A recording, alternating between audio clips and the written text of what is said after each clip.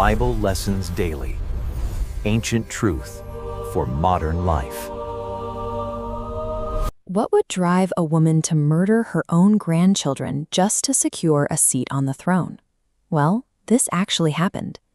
This is the story of Athaliah. She is a queen who allowed a singular, unchecked ambition to drive her toward an act most people would find impossible to imagine. To understand her, we must look at the divided kingdom.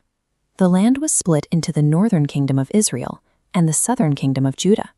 The north, ruled by Ahab and Jezebel, funded false prophets and hunted the prophets of God. When state-sanctioned murder becomes the primary tool for land acquisition and religious enforcement, the boundaries of what a leader is willing to do begin to vanish. Seeking political stability, King Jehoshaphat of the south made a choice that would haunt his lineage. He arranged a marriage between his son, Jehoram, and Ahab's daughter, Athaliah. Think of mixing clean water with a cup of mud. You don't get cleaner mud. The entire mixture becomes dark. This is the reality of an unequal yoke. Athaliah brought her mother's influence into the southern palace. Within one generation, she had dismantled the religious reforms of the previous king and replaced them with the same systems she grew up with in the north. Her husband, Jehoram, followed her lead. To eliminate any potential threats, he murdered his 6 brothers the moment he gained power. Jehoshaphat traded his family's safety for a temporary political truce, inviting a predator into his own house to secure a border. The traits Athaliah saw in her childhood home traveled down the family line. She mastered her parents' tactics. After her husband died, she controlled the kingdom through her son, Ahaziah, actively encouraging him to follow her father's violent path. But the arrangement shattered when Ahaziah was killed in battle by a commander named Jehu, leaving the throne of Judah empty. Instead of entering a period of mourning, Athaliah moved to eliminate the competition. She ordered the execution of the entire royal family, every one of her own grandsons who had a claim to the throne. What you pass down outlives you. For Athaliah, the desire for a crown outweighed the survival of her own descendants. While Athaliah believed she had scrubbed the lineage clean, a quiet resistance was forming inside the temple of the Lord. This resistance was led by Jehosheba. She was Ahaziah's sister, raised in the same palace and surrounded by the same court violence as Athaliah. While the guards were carrying out the purge, Jehosheba grabbed the infant Joash and stole him away from the nursery, hiding him and his nurse in a bedroom within the temple.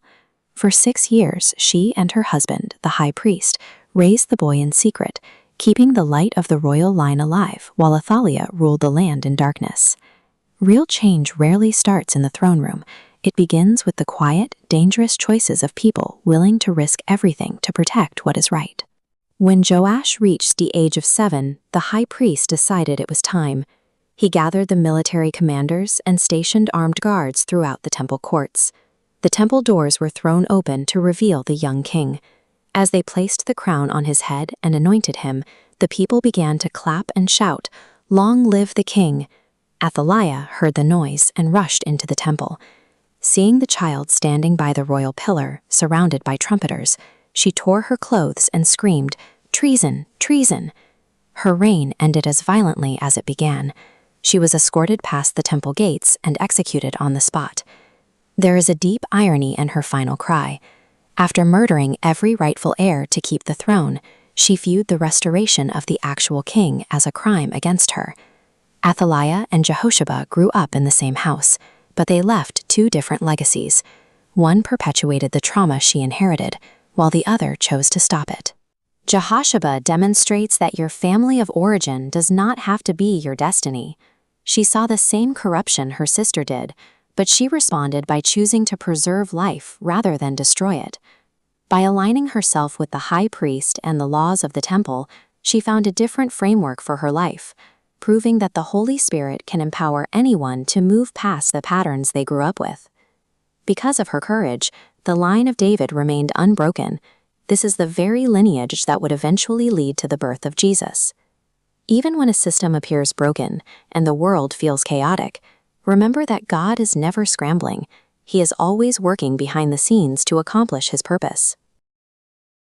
What lesson spoke to your heart today? Tell us in the comments. and subscribe for daily Bible wisdom.